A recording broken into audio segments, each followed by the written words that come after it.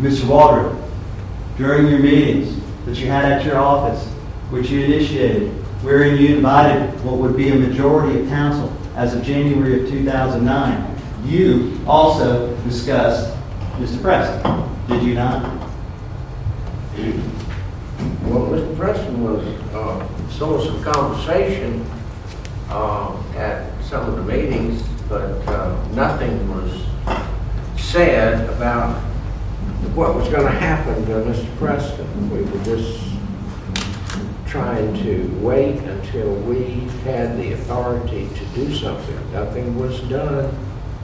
No action was taken, nor could any action be taken until we were sworn in as elected officials. Now, Mr. Waldrep, I know you want to tell me about all the other things that you have on your mind, but my question is actually very simple.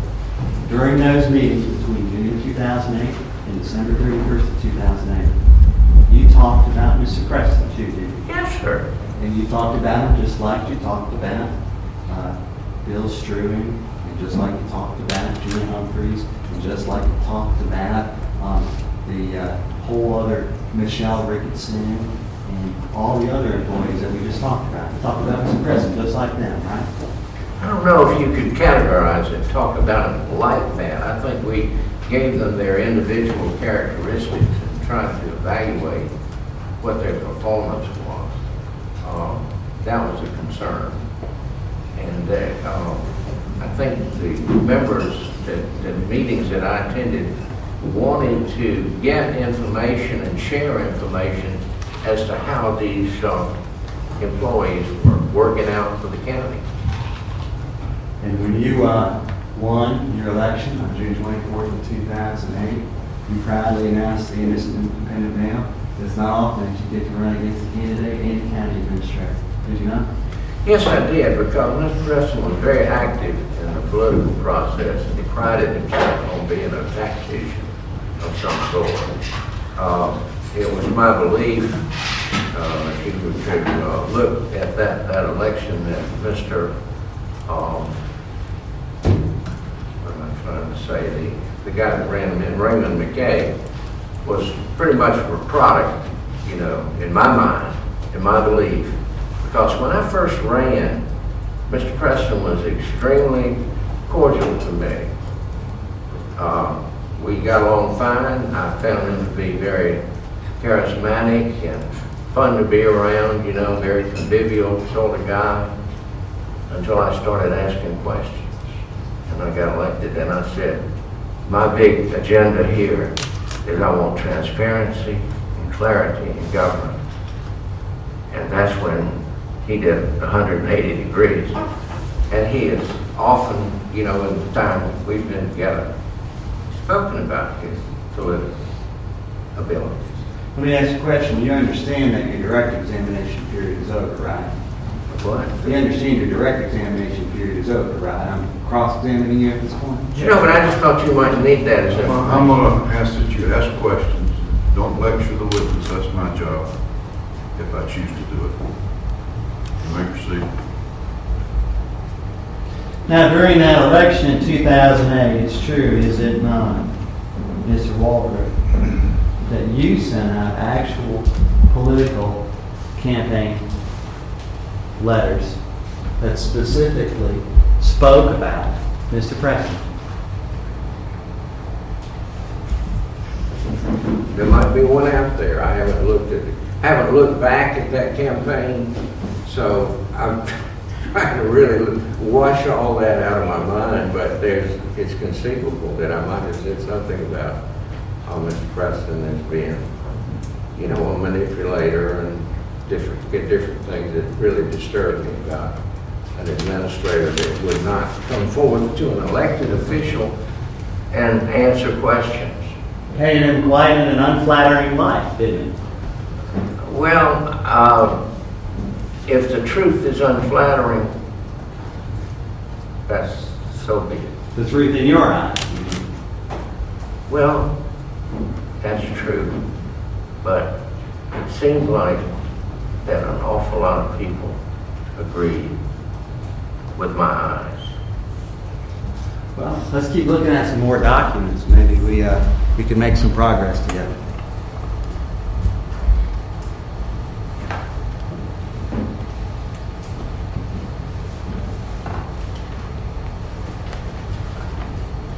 Can you turn to Defense Exhibit number 52 for me?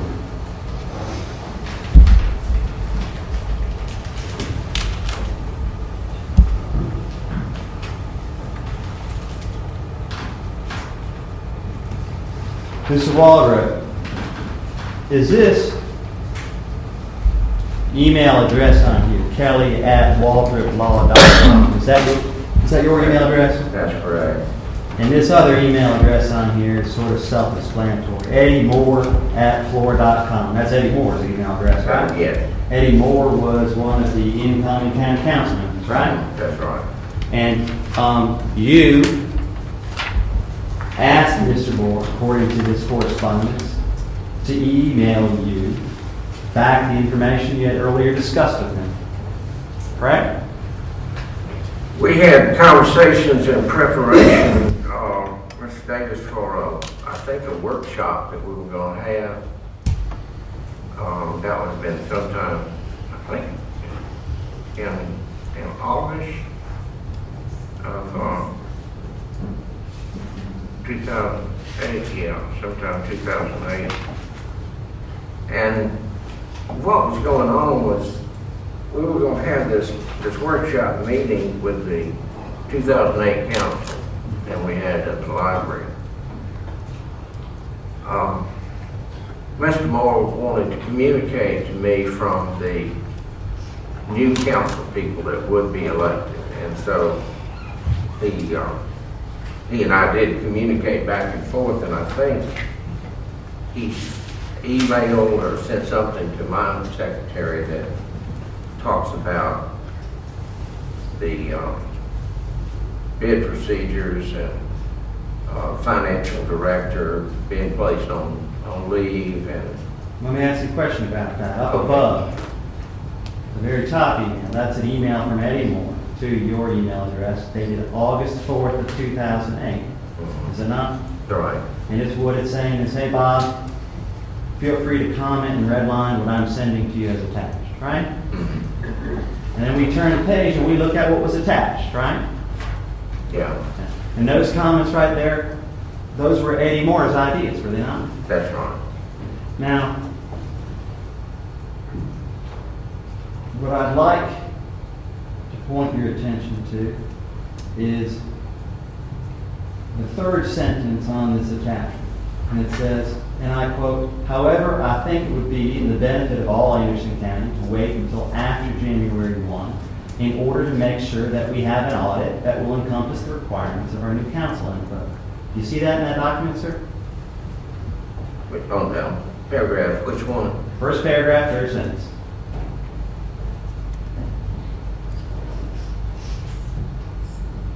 Yeah, generally, yeah. And earlier on direct examination, you testified that that proposal that Mr. Moore sent to you and to which you turned around and delivered to the audit committee on August 5th of 2008 was intended to be performed in January of 2009. You remember that? Yeah, I remember that we discussed about what we were going to do when we got into office. Now look down. If everybody's mind did not change, and there's a period of time in which people make plans and then people sit down and things could have been different, you know. Yeah. You never know until you're given the discussion, the full discussion, to give somebody an opportunity to think about it. Let's keep going. Let's look at to see what we can find out in this document, sir. Look down a little bit further. Do you see? And let me make a footnote here. There's a sentence here that says you have a retired Army lieutenant colonel, a construction engineer, and a highly respected local building contractor, each with a world of experience. Do you see that? Are we still on what page? Are we on Exhibit 52? Exhibit 52, second page. All right, the second page. And what part of that is it? What paragraph are you referring to? Well, we're actually just 3 sentences below, right where we were before. Which is? Where it says, you have a retired Army lieutenant colonel, construction engineer, and a highly respected local building contractor. Right. Each with a world of experience, end quote. You see that? Yeah. Okay. Well, Here's the question I have for you. The Army Lieutenant Colonel, that was Tom Allen, right? that's right. And the highly respected local building contractor, that was Tommy Dunn. That's correct. And in this passage, Mr. Moore was referring to himself as a construction engineer, was he not? That's correct. Mr. Moore's not a construction engineer, is he? Thought he was. Okay. Let's keep going. The two sentences down, there's a sentence that begins with however. Do you see that sentence, sir? However, you see it? I'm sorry. I'm with you up here now. Okay. However, if you still decide to go forward, it might be good. However, if you still decide to go forward, we would like to make sure you follow the parameters that we feel are required of a credible audit. End quote. Right? That's what it says. Right. This wasn't an audit that you were proposing for January of 2009. This was an audit you were proposing for August of 2008. Right? Wrong. Document says what it says. I don't think you're right. We were proposing, there was, the history of this, the status is that the county council had already decided to have an audit. Right? They had, they voted to do that, but they voted for a penny in and penny out audit, which I opposed to, and I talked to some others, that was not a wise thing to do. It was extremely expensive and failed to answer the questions that we were trying to answer. So I don't know what you're digging for, but as far as audit is concerned, the audit that we wanted to do was allow, first of all, the old council 2008 to defer to the new council and give them a chance to look at these things. That's your testimony, sir. Is that okay? Let's just keep going. Okay. Down below, there's 8 different things that Yes, sir. you're proposing. Yes. One is that a bid procedure will be written into an ordinance, right? 2 was that the company had to not be connected to any Anderson County employee. Right. 3 is that the administrator and financial director would be placed on paid leave. Right. 4, a temporary acting administrator would be hired. Right. 5, the acting administrator will fulfill compliance with home rule. Right. 6, we'll meet with, the full county council will meet with the financial audit committee, right? Right. 7, the acting administrator will accept bids for the audit. Right. 8, after the auditing firm is chosen, it will meet with the acting administrator, right? Right. And then, let me, if I may explain, unless you want to press on. well, your attorney can ask you whatever he'd like on redirect, but I'd like to ask my question if you don't mind. Well, I want to answer your question about the origin of this. Mr. Davis says that this was Mr. Moore's suggestions. These are not my words, but this is just general, I guess we talk about parameters of ideas that Mr. Moore wanted to put forward.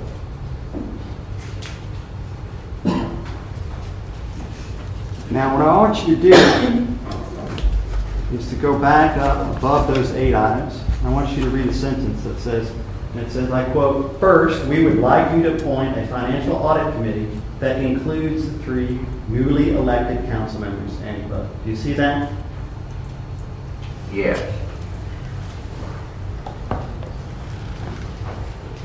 like you to turn to Defense Exhibit 45. Okay.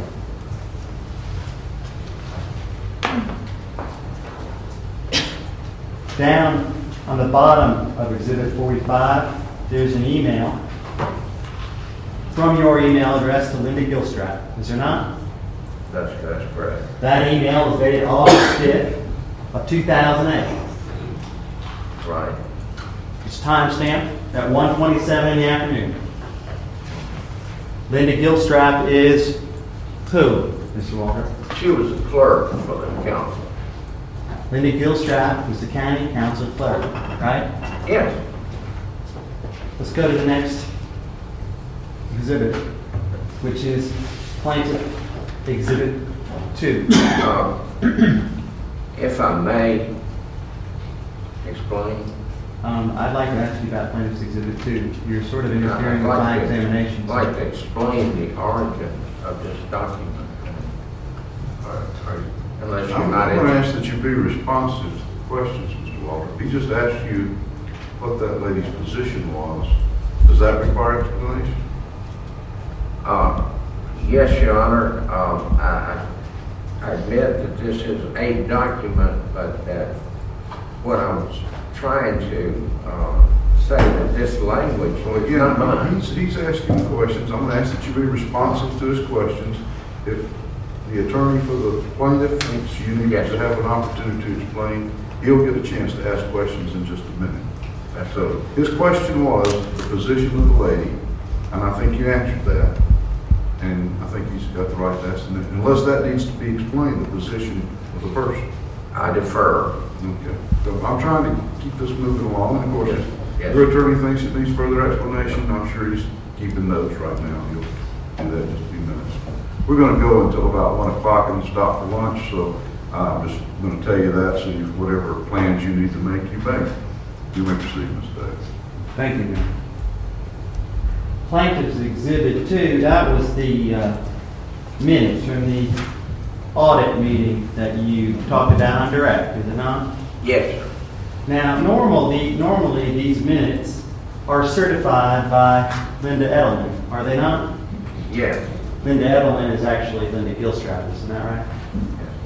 One's It says county council audit meeting. This was a workshop, wasn't a regular meeting. And these minutes, as a result, aren't a certified transcript, are they? They did one. They did a certified transcript? Well, it says that it is, and I'm saying that they would not certify something that was not certified. Can you point to me in this transcript, sir, where it's certified?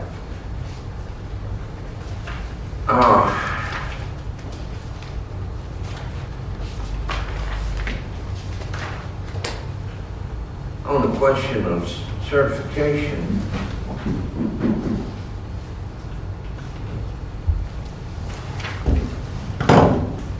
I really don't know what you mean by certification.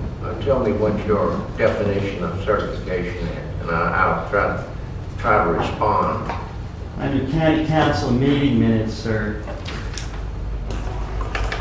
there's actually a stamp that appears on the front that says certified by either Linda Edelman or Linda I Gilstrap. see nothing in your exhibit that indicates certification. Can you show me in your exhibit here? That's what I'm asking you. I don't see it here. Great. And this is the plaintiff's exhibit, is it not? Right. All right. Let's keep going. It's true, is it not, that during the Preston administration, before this period of time, for several years in a row, Anderson County got a clean audit?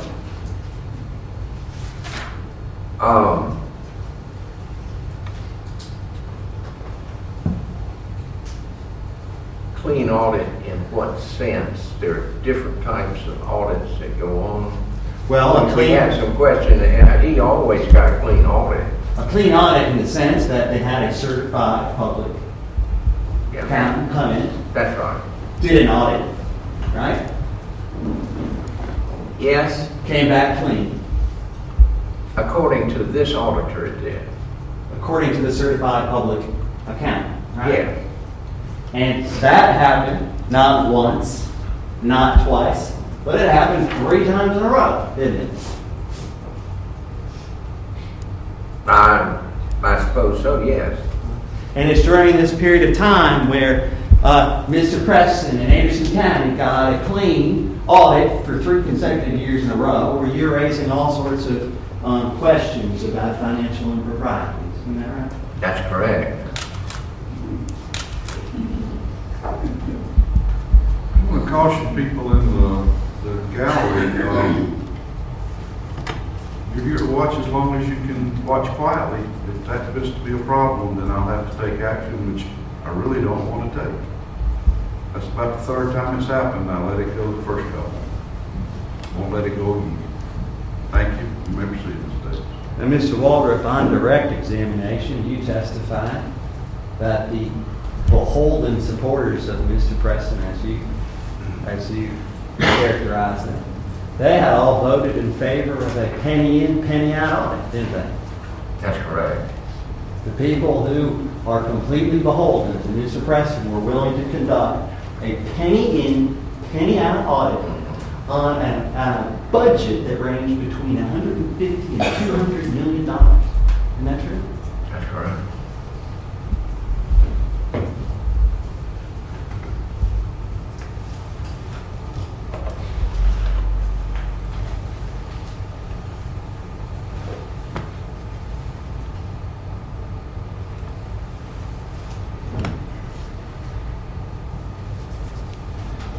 In relation to this August 5th, 2008 meeting, did you at some time become aware of the fact that Mr. Preston was asked not to attend?